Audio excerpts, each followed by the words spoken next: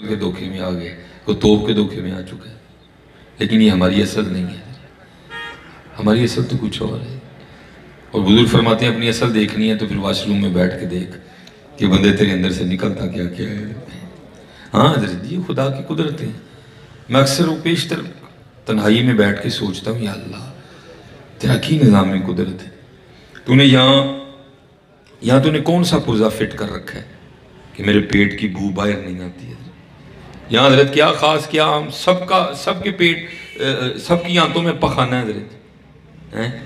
کیا خاص کیا ہم سب کے مثانے میں پیشاب ہے حضرت، کیا خاص کیا ہم سب کے پھیپھڑوں میں بلغم ہے اس وقت ہے، کیا خاص کیا ہم سب کے پتے میں سفرا ہے، سب کی تلی میں صدا ہے، سب کی رگوں میں خون گردش کر رہا ہے، ہم سے بھی کو گندہ ہے، لیکن کیا ہے پتہ نہیں اس نے حضرت جی کیا لگا دی ہے کہ جو اندر کا گند ہے اس کی بو باہر نہیں آتی ہے۔ اس کی بو اگر اس کی بو باہر آنا شروع ہو ہم اپنی بو سے مر جائیں، یہ ہماری حقیقت ہے۔ اس لیے حضرت جی ہمیشہ یاد رکھنا کہ جو کچھ بھی کر لو جو مرضی ہو جاؤ، جانا ہم نے کہاں ہے جی؟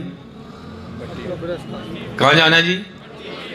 جانا مٹی میں۔ یاد رکھو گے تو زندگی گزارنے کا مزہ آئے گا، بھول جاؤ گے تو حضرت اپنے نقصان ہے، کسی کا کیا جانا ہے۔ دنیا محمد بخش صاحب فرماتے ہیں بڑے بڑے ایسی ٹہندے ویکھے زوراور سترانے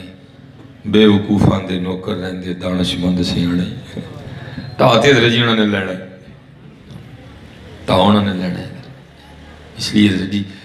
میں خود کو بھی اور آپ سب کو بھی دعوت دوں گا، آؤ اسی آج جی ٹھہ جائیے، کیونکہ جو انہوں نے پھڑ کے ٹھایا نا تو حضرت پھر مول نہیں جے پہنا کوئی، آج آپ بھی ٹھہ جو گے تو مول پہ جائے گا۔ آؤ آج ٹھہ جائیے۔ یہ ہمارے بہت بڑے بزرگ ہوئے ہیں، حضرت عبداللہ بن زید،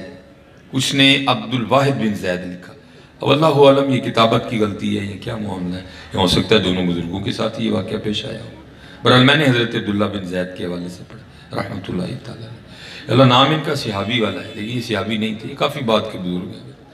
اور حضرت نے نا نکاح نہیں کیا، ساری زندگی مجرد رہے، تنہا رہے۔ میں کہتا ہوں یہ بھی تو دور سی نا حضرت جی ہے، کیسے کیسے اللہ کے رسول کے عاشق لوگ تھے۔ وہ عمر گزر گئی، بڑھاپا آ گیا ہے، وہ لکھے ایک دن بیٹھے نا وہ کوئی کتاب پڑھ رہے تھے، تو اس کتاب میں نا وہ حدیث پاک آپ کی نظروں سے گزری جس کا مفہوم یہ ہے، حضور نبی کریم علیہ السلام نے ارشاد فرمایا کہ جنت میں کوئی شخص بھی تنہا نہیں ہوگا جس کا جو نکاح کی عمر کو نہیں پہنچا یا نکاح کی عمر کو پہنچا لیکن کسی وجہ سے نکاح نہیں ہوا اور خاتمہ اس کا لا الہ الا اللہ محمد الرسول اللہ پہ، ہاں وہ مرد ہے ہاں وہ عورت ہے، ہاں وہ لڑکا ہے ہاں وہ لڑکی ہے، ہاں وہ بچہ ہے ہاں وہ بچی ہے، تو کیا ہوگا جنت میں اللہ جل شانہ ان کا آپس میں نکاح کر دیں گے۔ جب آپ نے یہ حدیث پاک پڑھی نا تو پھر دل میں خیال ہی آیا کہ بھئی یہاں تو اسی طرح گزر گئی، لیکن یہ ہے کہ محبوب علیہ السلام فرمانے کہ جنت میں نکاح ہوگا، تو پھر کون ہوگی جنت میں میری بیوی جس سے میرا نکاح جنت میں ہوگا؟ وہ عام شخصیت تو نہیں نہ ہوگی، وہ بھی تو کوئی خاص ہی ہوگی۔ لکھا ہے کہ آپ نے رات کو بستر پر سونے سے پہلے اللہ کے حضور دعا کی، یا اللہ مجھے دکھا کہ جنت میں میری بیوی کون ہوگی۔ وہ لکھا ہے کہ پہلی رات دعا مقبول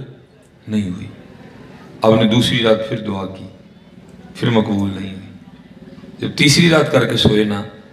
تو رات کو خواب میں کیا دیکھتے ہیں کہ ایک سیاہ فام عورت ہے، کالے رنگ والی، حبشہ کی رہنے والی، اور وہ خواب میں کہتی ہے میرا نام میمونہ ولید ہے اور میں بصرہ میں رہتی ہوں۔ آنکھ کھل گئی، تہجد کا وقت تھا، تہجد ادا فرمائی، نماز فجر پڑھی اور آپ اپنی سواری لے کے نا بصرہ چلے گئے۔ ظاہر ہے میں آیا ہوں، بچوں نے بھی میرا استقبال کیا، تو وہ تو بہت بڑے لوگ تھے، لوگوں نے بڑا پرتپاک استقبال کیا آپ کا۔ ایک مرید کے گھر بیٹھے، اس مرید نے سوال کیا حضرت آج بغیر دسیاں کیویں آنا ہے؟ آپ نے اسے سوال کیا یار تو پہلے بتا کہ تمہارے یہاں کو میمونہ ولید رہتی ہے؟ اس نے کہا حضور رہتی ہے۔ آپ نے فرمایا میں اسی سے ملنے آیا۔ اس کہتا حضور آپ مجھ سے مل کے کیا کرنا؟ آپ نے فرمایا کیوں کوئی اس سے مل نہیں سکتا؟ اس کہتا حضور وہ تو دیوانی ہے،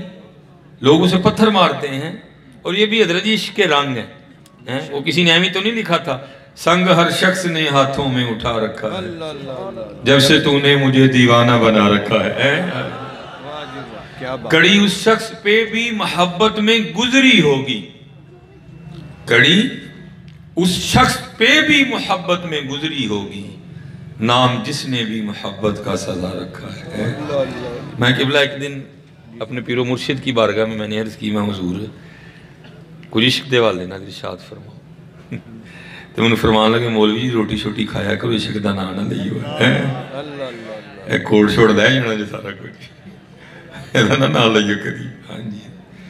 روٹی شوٹی کھایا کرو، ایدھا نہ نہ لئیو ہے، لے جانا جو سارا کچھ بھی ہے، بڑا ڈاڈا کام ہے۔ ہمارے تو ویسے سٹیجوں کا حال ہی برا ہے نا حضرت، یا تو نوٹوں پہ فتوے دیے جاتے ہیں، چھوٹا نوٹ تے عاشق قرآن، بڑا نوٹ تے عاشق رسول، تے جو اس تو بڑا تے پھر تو پتہ نہیں کیڑا مقام دے چھڑ دے نہیں، لاشکی کو بچوں کا کھیل ہے۔ یہ ہر ایک کے لیے ہے ہی، کہ صوفی نے بڑی باکمال بات لکھی تھی، وہ کہتے ہیں محبت کے لیے کچھ خاص دل مخصوص ہوتے ہیں، بے شک یہ وہ ترانہ ہے جو ہر ساز پہ گایا نہیں جاتا۔ اور غالب نے بھی کہا تھا، غالب بھی کہتا ہے عشق پہ زور نہیں ہے یہ وہ آتش غالب، لگائے نہ لگے بجھائے نہ بنے، عاشقی بکری دنیا میں۔ تو حضور لوگ تو اسے پتھر مارتے ہیں، اگر کوئی رو رہا ہو تو مسکرانا شروع کر دیتی ہے، اگر کوئی مسکرا رہا ہو تو وہ رونا شروع کر دیتی ہے، اور ایسی دیوانی ہے کہ جو ہم اسے بکریاں چرانے کی اجرت دیتے ہیں نا، کو تھوڑا سا پاس رکھتی ہے، باقی اللہ کے راستے میں صدقہ کر دیتی ہے۔ آپ انتظار فرمائیں، عصر کے وقت لوٹے گی، آئے گی جی تو مل لیجئے گا۔ آپ فرماتے میں نے کہا بھائی عصر کس نے دیکھی ہے، اے دسو جنگل جی گئی کیڑے پاسے، لوگوں نے سمت بتائی، آپ فرماتے میں چلا گیا، وہ آپ فرماتے جب وہاں پہنچا نا تو وہاں میں منظر دیکھ کے حیران رہ گیا، وہ کیا؟ آپ کہتے ہیں جب میں وہاں گیا تو دیکھتا ہوں کہ میمونہ ولید جنگل میں مصلی بچھا کے نوافل پڑھ رہی ہے، لوگوں سے خود کو چھپا رکھا ہے، لوگوں کو یہی پتا کہ بکریاں چرانے جاتی ہیں، وہ وہاں جنگل میں مصلی بچھائے نوافل پڑھ رہی ہے۔ اور حضرت میں آپ سب کو دعوت دوں گا، اپنے عمل چھپایا کرو، ہاں جی اپنے عمل چھپا، عمل تے کردے کوئی نہیں ہے، کر لئی تے پورے فروخ آباد ڈنڈورا بیٹھنا، اپنے عمل کو چھپایا کرو، اس کو بڑا بچاؤ، اور آپ کو خود نہیں پتا کہ شیطان کس کس طرح آپ کا عمل ضائع کر دیتا ہے۔ میرے حضرت ایک جاننے والے ہیں، محلے دار بھی ہیں، مجھے ایک دن کہنے لگے حضرت صاحب تسی گل نوٹ کی تھی، میں جی وہ کی، یہ آج کل چوکیدار لیٹ نہیں آن ڈیا، میں تانوں کیوں پتا چلے، کہتے ہیں پہلے میں تہجد شروع کرنا مت آندا ہی تو ہن مکانا مت آندا ہے، اصل میں چوکیدار نہیں بتانا تھا، بتانا ان کا مقصود یہ تھا کہ میں تہجد پڑھتا ہوں، آپ کو خود نہیں پتا حضرت جی شیطان